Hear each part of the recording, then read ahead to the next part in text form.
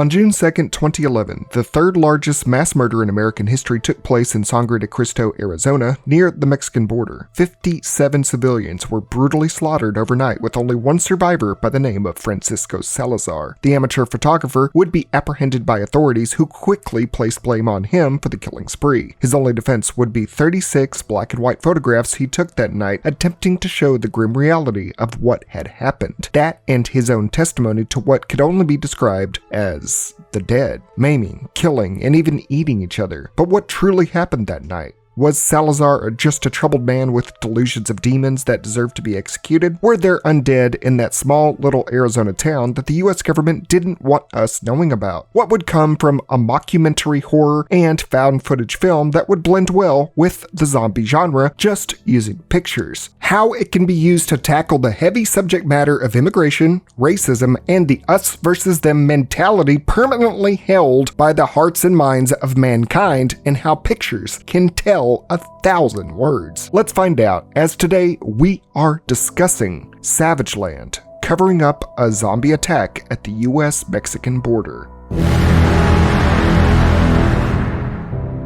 This small town was never really on the map. The area of South Arizona was considered the vanishing capital of the United States. Being close to the border, the area was known for numerous crimes like drug trafficking, human trafficking, smuggling, weapons, and gang activity. So what would a little bit of a small town genocide mean to the general public? It was what was left of the carnage and what was made of it that was so disturbing. There was absolutely no media coverage, lending to the haunting mystery to make this grim sight more sinister. Body parts of victims were scattered across the town and even spotted miles away. Blood trails leading out into the desert as if they were dragged. Limbs scattered like it was a mutilation ritual. Chalking this up to heavy crime rates along the border, everything was buried, except to those that were a couple miles away or went there searching for answers. Local law officials called what they saw there as a godless nightmare. Journalists and researchers wanted to know more, since no one was paying any mind to it, all boiling down to the focal point of Sangre de Cristo's sole survivor, Francisco Salazar. Having been employed at a local ranch, some said he was a madman even before the incident, being an illegal immigrant that resided in the town for 7 years. A right-wing talk show rants on AM radio, saying how he knew this would happen, that illegal immigration is a slippery slope to things like this occurring. Local news stations said that Salazar was a Latino attempting to flee back across the border after the events. The truth was that Salazar was found 23 hours after SDC was made into a ghost town and collapsed on the side of the highway 12 miles east. He had ran that entire way, being frantic as he was taken to a jail and then silent when he was incarcerated. The nearby town of Heinzman's city sheriff, John Perano, says Francisco is the only man to ever scare him, that all the telltale signs of a serial killer were in this illegal, pointing out his solitary lifestyle, bringing up his poor upbringing, his father abandoning him at a young age, his anger issues, and how former co-workers note how silent he was at all times and how weird he would be acting, taking pictures of random things like drop sandwiches at their roofing sites. The nearby town of Heinzman was in a paranoid uproar. Corpses of families, men, women, and even children were all over Sangre de Cristo. Everyone in Heinzman pointed the finger at Francisco Salazar, the quiet loner that people assumed was a La Raza gang member. That Salazar attempted to get to Heinzman to continue his killing spree, motivated purely by cultural differences and his own manic state. This led to a minor media frenzy within just the two towns, assuming that Salazar was racially profiled. The sheriff denied this by stating clearly that the man was covered in the blood of 15 different people. The local AM talk show sent out a message discussing how La Raza is a Mexican culture that revels in pure violence. That because Latin culture focuses so much on death and the afterlife that it must mean thugs are killing people because there is nothing else to look forward to in life. The court hearings for Francisco Salazar mounted up heavily, with all media and recording devices being banned from even being within 200 yards of the courthouse. Political cartoons had been dismayed and spurred. To anyone on the outside, it was blatant that Salazar committed the heinous atrocity. It became a whole point of contention on the ethics of illegal immigration, on who was being let into the United States, bringing up race, racism, a history of racism within Arizona, how killing and hanging some of these illegals would put a stop to the murders quickly, that the right and left were at war because of this, and the weapons were people crossing the border. How that is weaponized depends on interpretation, but some people believed that there was a war being waged. The right believed that this whole case was cut and dry from the start, that Salazar, because of his background and behavior, was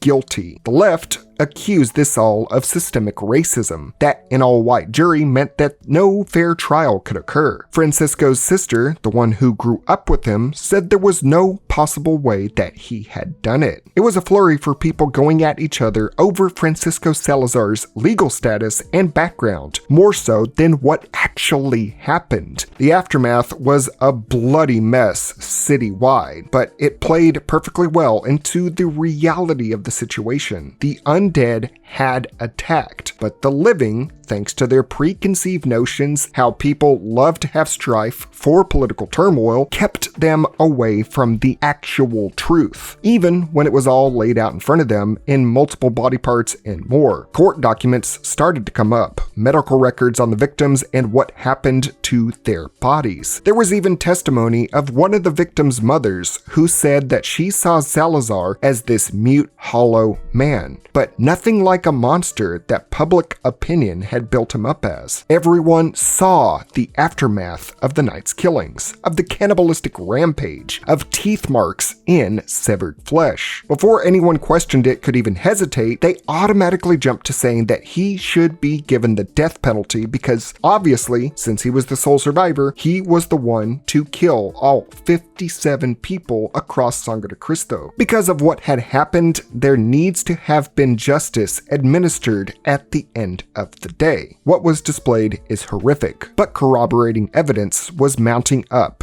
The teeth marks on every single body did not match Salazar's dental profile whatsoever. In fact, he himself had bite marks on his hand that matched those of the victims. Yet the coroner's evidence was completely ignored. Despite bite marks not matching him, they said it was just insufficient. Border Patrol agents even stated that within the last few years, many people that attempted to cross the border illegally and died due to circumstances like dehydration, gang violence, or more, their bodies were mauled and eaten, but not by typical wildlife like mountain lions or buzzards, but something else, almost like an unspoken terror that would not be mentioned.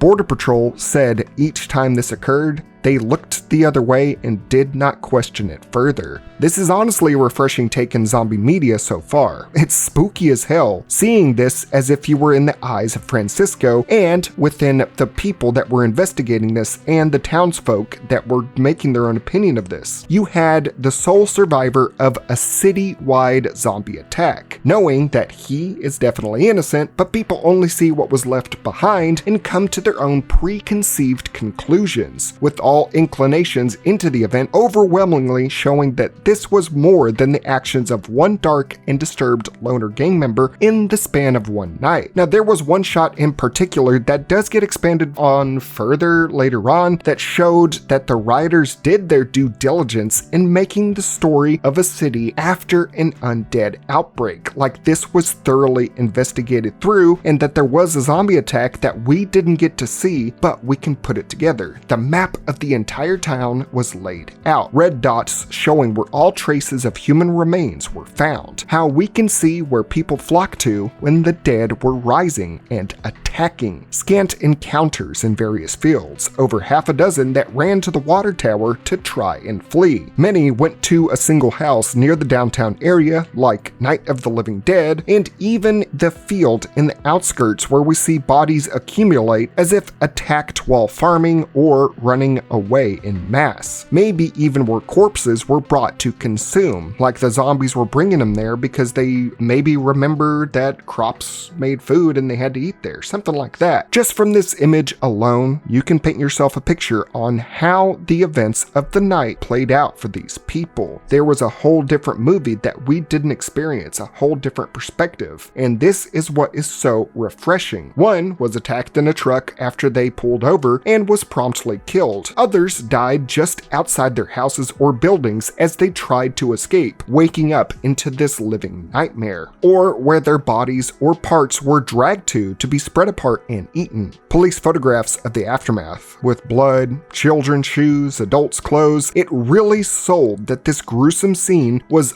all that people looked into. The furthest they delved into this mass murder was just a quick glance. Without showing shaky body cam footage or taking 20 minutes to flash back, the tone was already deeply embedded into what was to come next. I really do like how this mockumentary is laid out. There is a whole different perspective we are never going to see, and we have to piece together on our own. Despite conjecture that pointed at something else besides Salazar, the jury in Heinzman found him guilty of first-degree murder, and the presiding judge ordered to have him executed via lethal injection. Those from the jury said the trial lasted only 30 minutes, and even that was taking too long to go and see him fry. All that stuck out in their minds was the pictures of the aftermath from the police and what they saw themselves. The man that the townsfolk saw quietly working over the years, doing tons of odd jobs without saying a single word to them. He was a target to easily find the answer to the question of who and why. Salazar was described as a person to easily dehumanize. It's easy to paint a criminal. It's hard to look beyond the smaller picture, to not have a quick and simple answer. And that's the human condition. We want a quick and easy answer. Even then though, eventually the only recorded interview with Francisco Salazar where he actually talked had been reluctantly released after multiple inquiries from a journalist. Salazar's statements right after being released from the hospital were the only time he spoke, and it was very infrequent, barely saying anything. His recounting of the events were that people that he had known for years were just dead. It was a small lead, but to most, it was the nonsensical ramblings of an insane man. Even his own defense attorney admitted that submitting the recorded interview would not aid him even in an insanity plea. It would only work to serve as a suicide note for the defendant. A psychotherapist attempted to reach him by speaking with him without any constraints or bindings, leading to this interview. The therapist compared his mental state to that of a combat veteran's PTSD. All the signs were there, determining that he was indeed sane, and that Salazar's statement of "they are still out there, they can't get me in here," spoke volumes, both in the actual truth versus the public narrative. And this is pretty much an extremely realistic interpretation of how a person would most likely react after an encounter with the undead where he saw so many people die, especially one of this magnitude where he was the only survivor. We all like to pretend after encountering the zombies that we would be fine, but upon seeing all of this, you would not be the same person. You don't know how you would react. So Salazar becoming more of a hollowed out person, not knowing what to think of the world in general, that's realistic. Now, the more people outside the neighboring town and the jury spoke, the more Salazar came out a victim rather than a monster, especially when it came to his interest with photography. People recognized his love for the art form as he took pictures all over Sangre de Cristo and Heinzman to well incorporate this trope of the found footage medium, especially with only using photographs, making it feel like a much more overnight nightmare with blurry pics and the last seconds of many victims' lives and the chaos of what was going on. You can't really take good photographs when you are fighting for your life, running to survive. This also lends into who Salazar was as a person, often taking pictures of dead animals he would find and local children like one young girl, Grace Putnam. Obviously, taking and putting these pictures up all over his home just made him more off-putting to the general public and was way more self-incriminating. But what would damn him would end up giving him a possible second chance. Now, the truck driver that picked him up after the attack had mysteriously died in a wreck after being questioned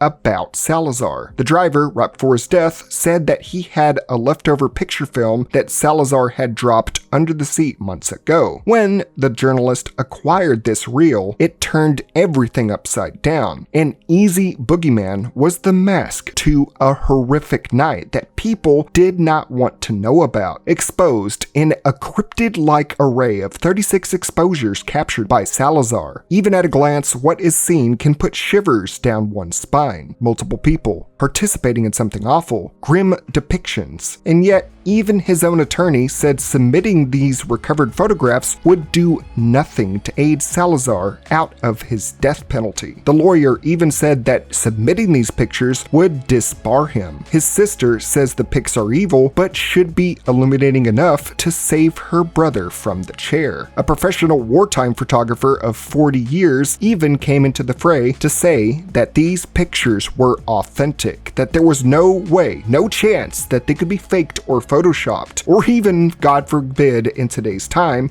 AI generated. Salazar's obsession with photography allowed him to have a record of what actually happened. Even in his mentally shut down state did he have a visual witness. Although blurry, disjointed, and creepy as all hell, it coincided with the very few words that he did utter. What's the old saying? That pictures speak 1,000 words? Photographic proof of the insanity that he experienced, disproving notions of gang-related or insane killings. There were groups of people attacking, maiming victims, hysterically trying to survive. Yet, the sheriff still shrugged this off, saying that the kids around town have been known to Photoshop and create a false picture as jokes. The sheriff would pick his nails nervously, getting angry and very defensive when questioned about these said photographs, demanding that they were not evidence in any sense of the word. Despite experts saying the photos aided his case and were a real record of that fateful night, talk show hosts, county officials, and even the judge deemed them to be fakes. A prank. People were dug in on how they viewed Francisco Salazar. It didn't matter what information came in. Local people even said that the pictures were created to give sympathy to a heartless killer. So the pics would not be used as evidence in his murder trial. They were thrown out. Just hearing that alone is anger-inducing on his part and those that know what is going on. There is a deeper narrative that I'm sure already has a lot of top-tier political commentators chiming in the chat, calling this either a liberal hit piece in favor of immigration or that conspiracy theorists were right all along and that the government covers up everything. But in reality, it's the fact that this experience of a zombie story nearly halfway into the movie is still wrapped in mystery, but we are getting information that can really expand on it more, causing such a buzz on the truth in this universe. The more one dug into this, the more there was to discover. Salazar, mentally, was not there. The trauma of what he experienced on top of his already quiet nature meant he couldn't speak for himself. The pictures had to, yet they were disregarded quickly. The trial and investigations discerned that the first victim was a 17-year-old boy by the name of Denny Montes. The story was that Salazar was putting film on his camera when the young man showed up to his trailer bleeding profusely and in hysterics, before keeling over on his couch and dying right then and there. Having a teenager just show up out of the blue and die within minutes is awful, but it just made his story more suspicious. It was when he said that he came after me that things changed. He had the same body, same face. No words from Danny. Salazar was relieved to tell someone about this encounter, sure of what he saw and went through, knowing how ludicrous it sounded. Recollecting the events just made Salazar spiral more, but also it being the only time for him to speak on it at all. Because Danny was trying to kill him, he had to fight back in self-defense. Using a pickaxe in his trailer, he tried to stop his assailant, hacking him to pieces to kill the turned man, causing 37 puncture wounds with the mining tool. This very well could be a world where zombies or the idea of them has never existed. So Salazar doing everything in his power to put down the undead assailant is plausible, but for investigative purposes, it just made him look like a madman. But the story was lining up with his photographs taken as they appeared in order. He did not run out into the desert from fear of the town finding him in his bloody state. He went to Sangre de Cristo because of what appeared over the hill, a scene straight out of the opening of 28 Weeks Later. More dead bodies walking or maybe even running towards him from over the horizon. What took him 37 times with a pickaxe to kill was now a horde of over a dozen dead people. There was no fleeing on foot from this quiet border town. He needed help. And what followed that night with his camera would be pieced together by his photographic obsession. Those red dots from earlier now had records of what happened that evening into the night. The location of the town, the residents within it, and its conjunction of labor influx into Heinzman came into major question. The logistics of illegal immigration, the drug cartels from Mexico, and how the people of Heinzman formed their opinions on everything shaped how the signs of this massive zombie attack would be construed. Before the event, white Americans would refer to Sangre de Cristo as SAVAGELAND, both because pronouncing Spanish words was a tongue twister to them and because of their views on them as people, considering them savages. Now, earlier I spoke on how many people's remains were found out in the fields. This was from the undead attacking migrants working the fields, caught off guard and mutilated on the spot, but SAVAGELAND had only lived up to its reputation, most likely just Mexican drug cartels killing people to claim land and send a message, since the town was dab smack in the middle of a major drug supply line. Border Patrol agents bring up how the cartels have taken severed heads and stacked them like totems, or have hung bodies from high places, or hell, have stuck Danny Trejo's head on a tortoise as both a warning and reminder of their capabilities to keep people out of their business. As a journalist states, there was none of that. What was left of the dead was scattered limbs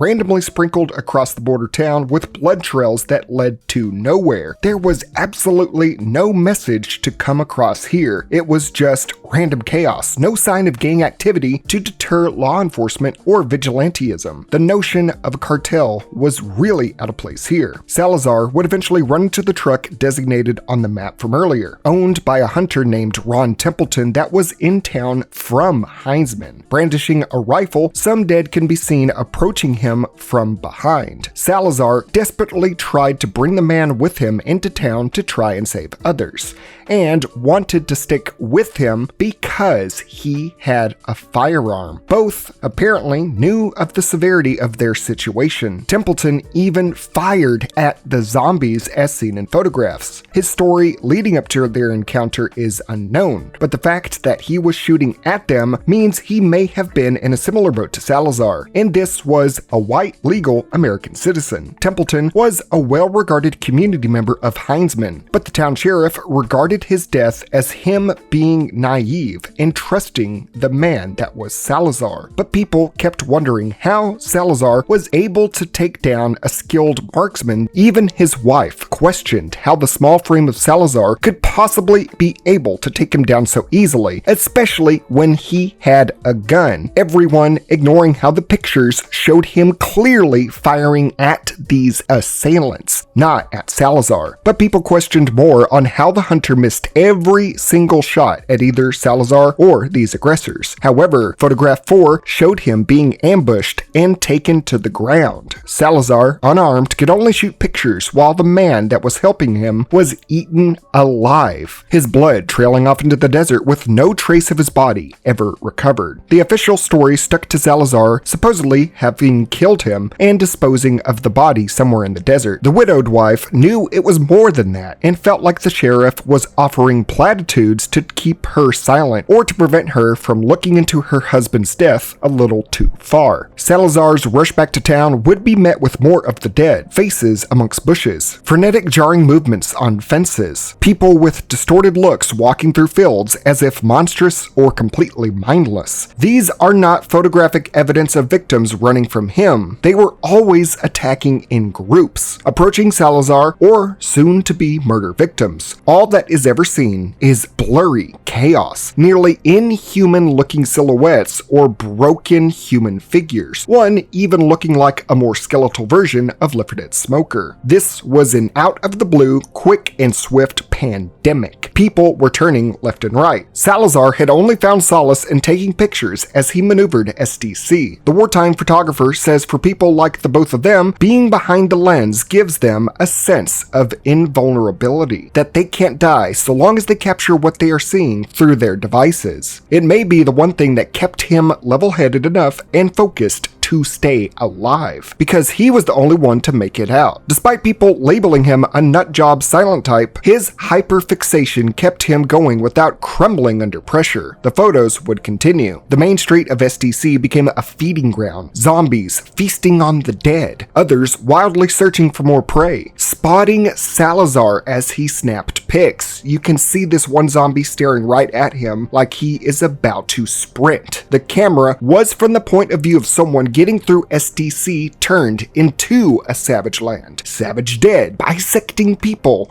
hunting them down like animals. But Savage Land retained its moniker for those that still believed Salazar was a twisted soul that killed all 57 people. The sheriff, half-heartedly, believed that because of all of Salazar's paid labor gigs around the small town of SDC, that he knew every square inch of the town, allowing a perfect method to periodically kill every civilian, methodically and precise, using any weapon or tool he could get his hands on to slaughter everyone and leave no witnesses. The liberal media wanted there to be more to the story, but it was the actions of a man that planned his killing spree over the years. That was the officially released statement. But how could one look at photograph 15 and believe what they did? A young boy, terrified beyond belief and expression, pinned down by a bony visage, saying Salazar acted alone or was pushed by gang affiliation and or cultural norms, but this was a boy being eaten by someone not associated with him. You can't really pin Salazar on this. Nothing that looked like that could be staged so quickly. Watching through this created this weird pit in my stomach. Like, it just felt more off-putting than most zombie media I've watched in a long time. Imagining it through the photographer's eyes and what may have happened, or even the victim's eyes, you have to put this through purely through self-dramatization. It's powerful for this low-budget film. It works, and it covers all bases pretty well in terms of my zombie sins tinted glasses. One would default to saying, why didn't Salazar or any of the SD citizens call the police or for help? Well, this is where the setting also plays a pretty big and integral role in the terrific terror displayed by SAVAGELAND. This was an out-of-the-way town in the middle of the desert where no one had any cell phones because there wasn't a good enough signal. The wartime photographer described it as, if this was in New York City, you would have tens of thousands of different videos, pictures, perspectives, and more because of the population size and the fact that all of the population has cell phones. SDC citizens only used phone cards to load up at the market to call home to Mexico to wire money and speak to family, but nothing to take videos or pictures with. The phone cards did not have that in 2011. Even if they could, town residents were also inclined to never call for the police since the majority were illegal. So it put them in danger of being deported. It was a truly damned if you do, damned if you don't turn of events. It made more sense for Salazar to be the only one to have any record of what happened because of his camera, and because because of these circumstances, it had Salazar's journey lead him to the desert market, the only store in town that also had the only major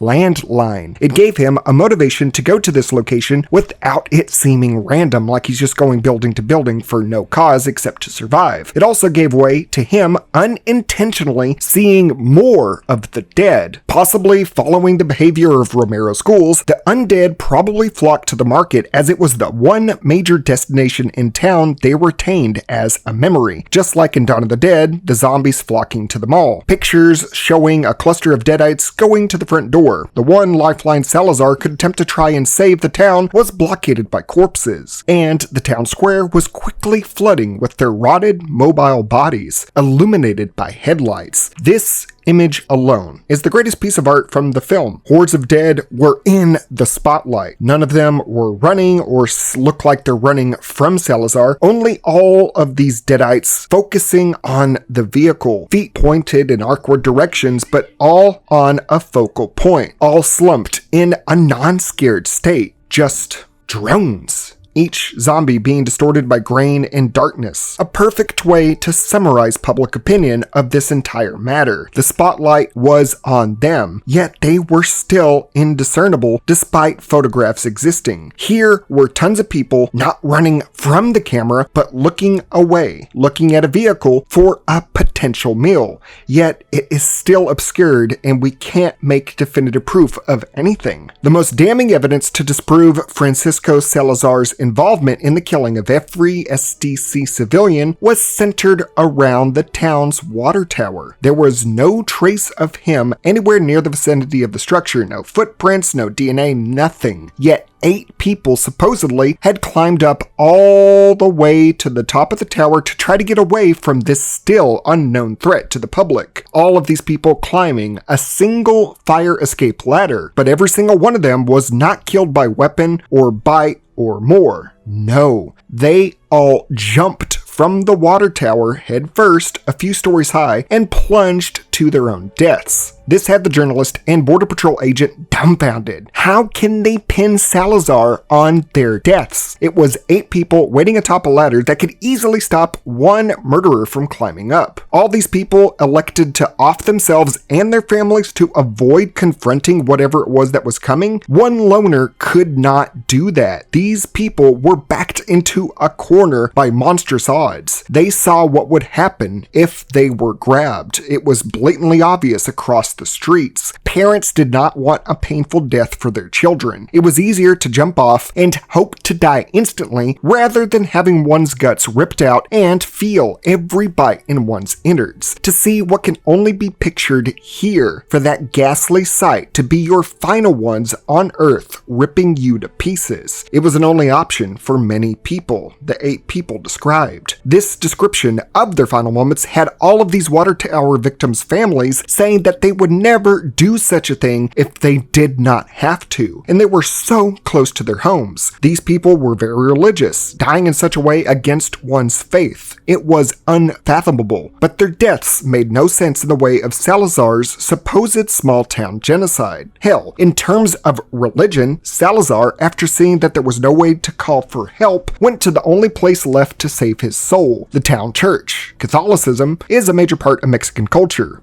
God-fearing and praying. He had also worked tirelessly with the family that had owned the church, the family of the Putnams. The same little girl he had taken photos of before was a part of this family, but he had known them well enough in fact that they gave him a key to the church. He had worked with them that much that they trusted him. Naysayers would say he attacked and killed a family of God, showing how hellish he was, how he devilishly ripped the doors down to find and kill them while they tried to hide. But this man had a key given to them. It made no sense to rip the doors down if he was a welcome member. The church was in the middle of conversion to a ministry since other sects had long abandoned the small city. But Salazar did everything for this family, for what they were giving religiously to the SDC community. The father made one brief call to another pastor asking, "Where is Grace?" his young daughter, saying that only God may judge him, possibly believing that judgment had had come to Sangre de Cristo. Salazar's journey to the church would be met with not a reprieve from heaven upon seeing this family, but a further descent into hell. The church was a beacon, not to the weary, but the hungry. Salazar saw, just like the market, that the dead flocked to the steeple just as much. The only light that shined through was on the cross, both in the window and atop the roof. It was here that we see the worst, decayed versions of the undead. Removed jaws, sharpened teeth, a blur of rapid movements at the lighted cross-shaped window. Mr. Putnam could only refer to what he saw as pure abominations, a feast of violence and flesh. The nightmare is so much that he must deliver his family into God's hands to free them, and that by his actions, he is not a sinner. He is only doing what he must do to bring them into God's heavenly light. Now, what does he mean by this? Mr. Putnam killed his wife and son with a machete before the dead could get in to save them from a brutal end. Salazar had only come in just after to see the bloody aftermath, a father over his dead family. The family that gave him everything and treated him like a member were all in pieces by now, except for Mr. Putnam himself. Depicted in a photograph, we can see how a zombie had grabbed him from behind while wielding the machete that he used to kill his family. Salazar could only watch and see his friend be cannibalized. This sight probably being what sent him mentally over the edge. Salazar came in right after the father had chopped his family to pieces himself. Not only had he killed them, but he was preventing their reanimation. He had figured it all out in how zombies work, and did not want his family coming back as demons. He was giving his last rites over the phone to a fellow pastor before it was too late. He had to save their souls by preventing their bodies from committing breaches of the 10 Commandments. He chopped them to bits to prevent that ever happening. Of course, fellow pastors and the sheriff still gave a vastly different interpretation than that was what of reality. They saw Putnam as an equally insane man, killing his family just because, like an accomplice to Salazar. The pastor obviously chopped himself up with the machete out of guilt, and Salazar buried his remains right after. The pastor's image for helping and aiding this illegal man was instant tarnished after the carnage, before and during the attack. The Putnam family's remains would be flown to Colorado to be buried together, except for Mr. Putnam himself, who would be buried in an undisclosed location far away from them at the request of both the mother and father's families. Despite a lifetime of servitude to God, he would only be remembered as the man who killed his family, never to rest beside them again.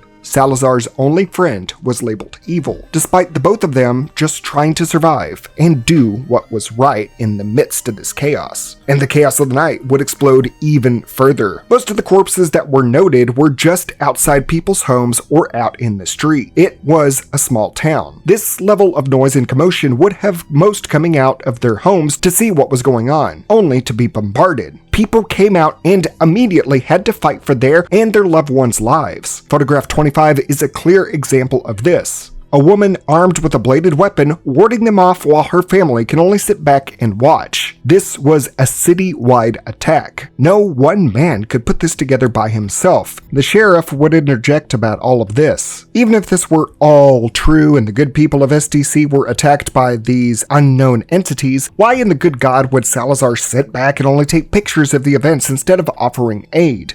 The reason? People handle trauma and high-stress situations very differently from one another. The wartime photographer says to people like him, it feels imperative to do it in these kinds of events as he did in Vietnam. Also, again, possibly giving Salazar that sense of immunity. You know, cameramen and movies tend to survive the most. Jokes aside, he was a loner that used the camera as a coping mechanism and a different frame from which to disassociate from the world. He did it before, and he is doing it now. People were all trying to survive, as seen by one individual chased by over half a dozen dead. Each one of these specters more gruesome than the last. Being a part of this world meant fight or flight, but Salazar was not in this world. He was now just merely a spectator seeing through his camera, seeing people hastily drug into buildings to be made into a buffet, set ablaze, mangled corpses bathed in blood. Yet, amongst all the chaos, Grace Putnam was not amongst the dead family in the church. The local preschool had never let the children out of class since their parents never came to pick them up. It was 8:30 p.m. and these children were alone, in the dark, with a massacre going on right outside the window, until eventually the dead broke in, leaving nothing behind but tattered clothes and the blood of the young and innocent, sprawled everywhere across the activity room, drawings and sheets colored in gore, some hiding behind curtains to shield from the dead, yet that could never protect them. 9 kids, 1 teacher, all eviscerated.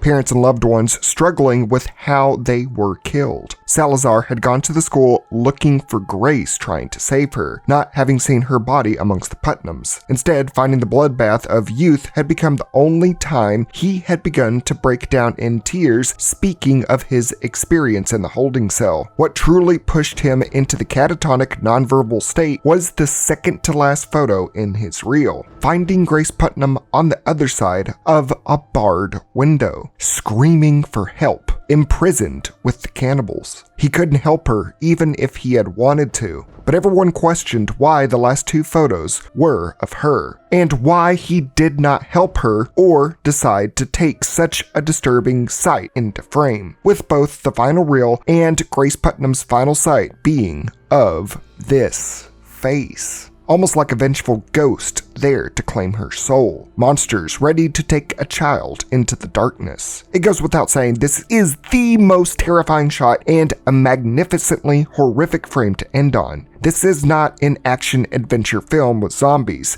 This isn't a goofy comedy with gore. This was a no-holds-barred small-town massacre. No one was safe. No one was spared. Yet the monsters remained faceless, nameless. Only the victims were recognizable, and through that clarity of appearance was their situation and last moments made so much more heart-sinking. They didn't know what was about to slaughter them, and neither will their families, friends, loved ones, officials, or those that looked into the 3rd largest killing in U.S. history. Just one photographer who saw everyone he knew killed, and the last of which he tried to find and save, cornered before his very eyes, and him resorting to the one respite he had in daily life, taking pictures, specifically of Grace and those he cared about, beginning his photography with a child's smile to now a child's end. Yet one final picture came. Photograph 37 finally dispelled the blurred illusion of the dead. Salazar tried to take her hand as the 2 zombies, now in full view, had grabbed her to feast. An eye missing, blood drenched over their heads. These were human figures, but they did not emanate human souls. They were evil. Salazar could only hold her hand to give her just any kind of comfort before she was ripped away and apart. This was the only picture in which he himself comes into frame in any way. The wartime photographer states it's the only time he becomes an active participant in the Sangre de Cristo massacre, breaking away from his spectator position. Throughout these few short hours, he had retained his role that kept him in a mindset to stay alive, to stay stalwart and focused. Yet, when he reached out and touched the last living soul in Sangre de Cristo, he was jolted to that of his first-person perspective, his vulnerable position. Recollecting the events of this, he became shaken so much by what he was experiencing. The little girl that trusted him was being killed. It was from then on that he escaped the town and eventually was picked up by Heinzman police at the hospital, in a constant state of shock and trying to survive. His fight-or-flight reflex finally kicked in, with flight going in full swing. His recollection had him in quiet hysterics, singing a Spanish song as he remembered Grace Putnam. The people of Heinzman and the sheriff say going after children is irredeemable evil that he must burn for. Yet the psychologist knows he was never lying about his story. The story he told was too much for him to handle, though. His experience with the dead and what they did was him going back through, not from the lens of his camera, but from his memories. It hit him like a brick wall. Having the blood-soaked carnage finally soak into his mind, it snapped his psyche. It was too much to bear, causing him to not utter a single word from then on. Everyone was reeling from the loss of their loved ones, of what happened in this small town. But what Salazar had seen, what he had captured, what he relived in retelling the sight of Grace falling, it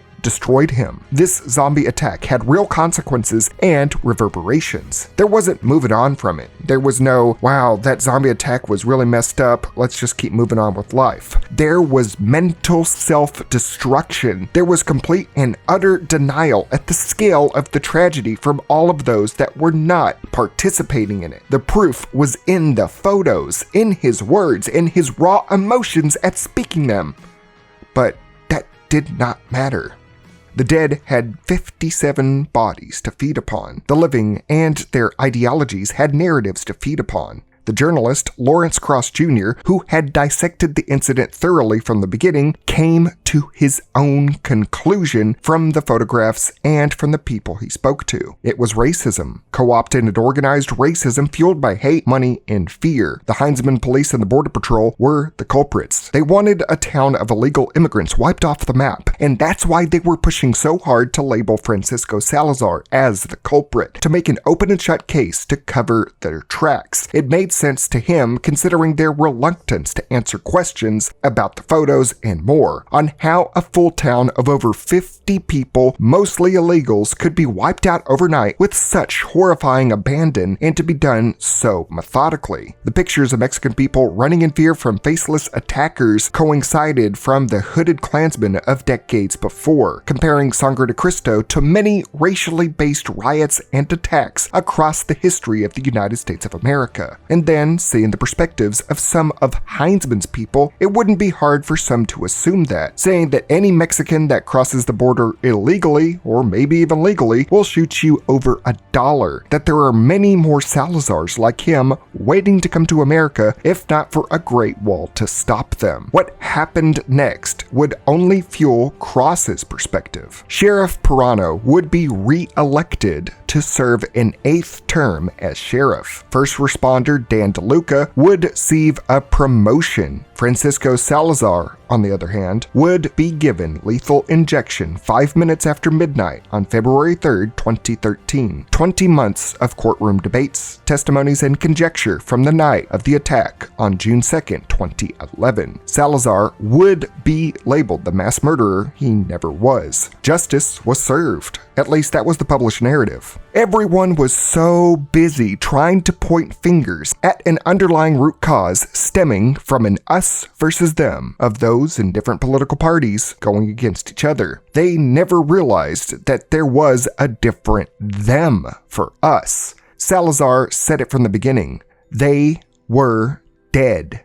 The truth was there. The photographs were a lot of things. Grim, dark, horrific, hard to look at, nightmarish, godless, but it revealed more than it damned either side. This was not an illegal immigrant attack. It was not a posse of rednecks trying to get retribution over one skin color. The threat was indeed something we as a society did not want to acknowledge. Salazar was dead, but reality was still in question. Debate still raged on. Some were disgusted that he was killed when he was not the culprit. Some were disgusted because he was buried in the soil of the United States of America and not deported back to Mexico for burial. So some patriots took to finding his grave and disposing of his body in an unmarked location, giving closure to the unintended cover-up of the zombie attack for a right-wing town. The journalist Ross Jr. said he knew everything because he was the one that retrieved the film roll. He was proud of himself, and he declares his views was that of truth. Seeing that the patriots had went and grave robbed Salazar's body, it just kind of proved that he was right, and that it was a racist conspiracy to kill illegals outside the U.S. judicial system scot-free. Just like the uproar in current real-world events, the ghastly truth of vile, deplorable, and inhuman acts is out there,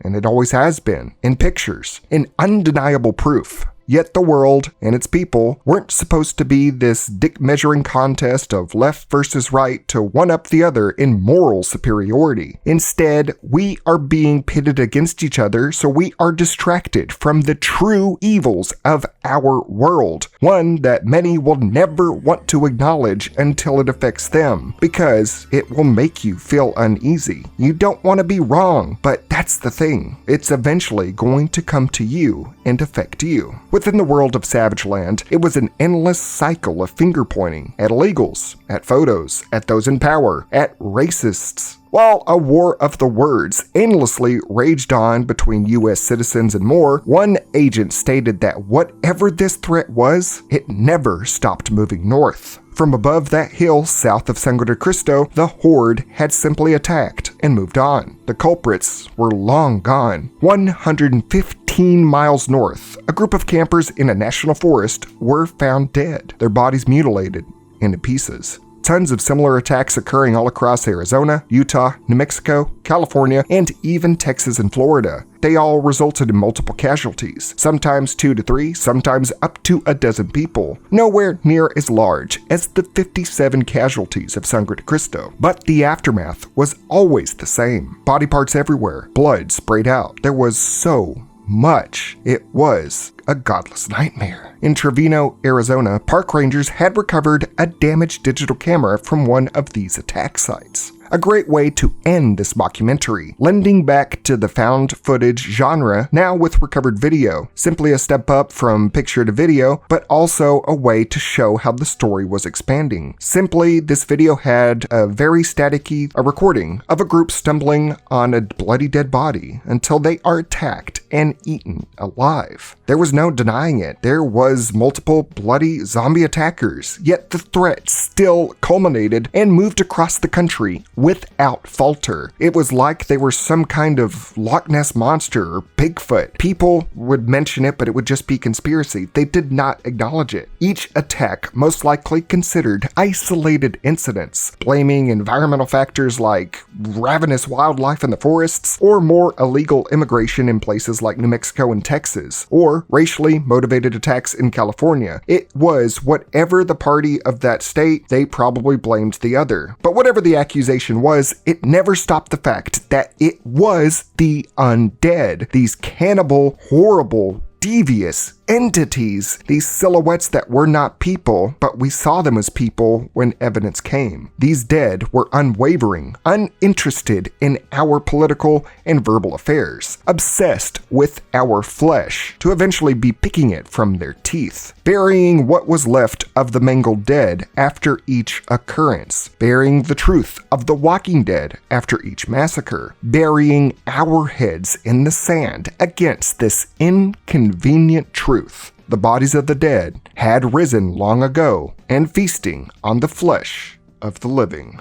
The only person we ever questioned and had proof of all of this was so shook to his core that he went catatonic. This movie by three friends did something with the tone of a zombie movie I have never really felt before. It made me feel uneasy throughout, like it's completely unique. It felt so raw and real from each person's interviews, perspectives, and how they reacted to the attack, the court proceedings, and other opinions. It made me feel annoyed and angry, and how people reacted and how fast they were to be 100% on board with pinning such a large atrocity on one man and then brushing off all of this being put on him for one reason. How just when we think one man is going to put two and two together, the journalist, he blames them for racism, which for some of the people, yeah, they probably are racist, but that was not the core thing of these evil entities. Zombies, or what they are, were never considered in the algorithm of these people's minds. Drug cartels in the area do lead many to believe this kind of brutal violence is the norm and is easy to point the finger at, only hinted at by a few people, and even then skepticism still takes the forefront of what these monsters were. They weren't monsters, it was just either one person or a gang or a racist mob. But we never truly see a zombie in true motion until the last minute of the movie with the video footage. And for the people that were attacked at the campsite, it was too little too late. We saw jumbled or obscured images of the zombies until the last shot gave them a rotted face to ignore as the last picture. To have the last image be the one where it both had Salazar and a clear zombie in frame to emphasize his step into how real the danger was in front of him and the audience. The choice to use photographs in this film was impeccable. Yes, they were working with a limited budget, but they made it work, taking 37 photos to piece it all together for yourself, both from analytical perspectives, your own, and that of Francisco Salazar's. Having the whole map of the town laid out in red dots and pictures to triangulate everything made it, for a lack of a better term, fleshed out. even for parts that Salazar was never anywhere near. The story of the water tower, where people had to jump off to avoid a grim fate, was crazy, and it was cool, and well, not cool, but messed up, but still part of the horror of what happened. It makes the story more open, since you wouldn't experience every single thing as it happened or did happen. For each photo in these areas to make such a vivid scene play out and to give a chronological turn of events is interesting.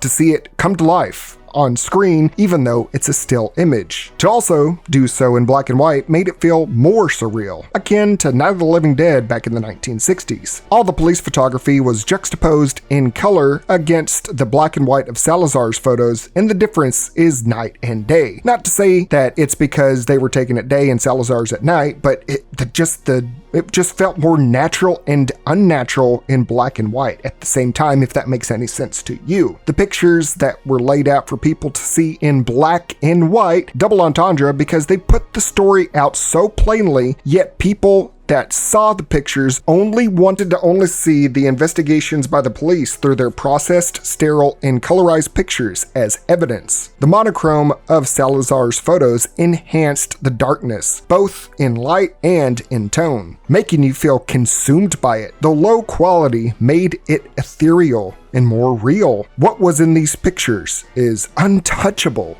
and unknowable. It feels like you are not supposed to know what these zombies were, as if you were never supposed to see this. It was like incriminating evidence of demonic beings that you should never lay eyes on. The music choices throughout the film, the score, felt like that as well. The whoa, whoa, whoa, whoa, whoa, whoa, and booming with the pictures as they retell everything, with the images, it just made that pit in my stomach grow larger, like there's something right outside my window trying to break in. It all worked with the zombie medium to make something fresh, to use the original intended purpose of zombies to deliver a message on that of people, on how the living and dead are not so different, or how the dead expose more about us than we let on. How from the get-go, you just know that those that lean a political way in a really big way will either be rolling their eyes at it being insert political party biased media, or nodding in agreement going, yeah, screw them racist, or screw them liberals, or anything like that. But this movie is a microcosm of political reactionaries turning a blind eye to the true monsters. Zombies were real. I know I've been repetitive about that. We didn't even get to see them, but it's how the world would be, especially if it was not a widespread outbreak, but a bunch of single instances constantly cropping up. How men, women, and children were tortured, eaten, and killed. How people say it was godless. It was awful. It was the worst thing imaginable that a person can do. Yet civilians will just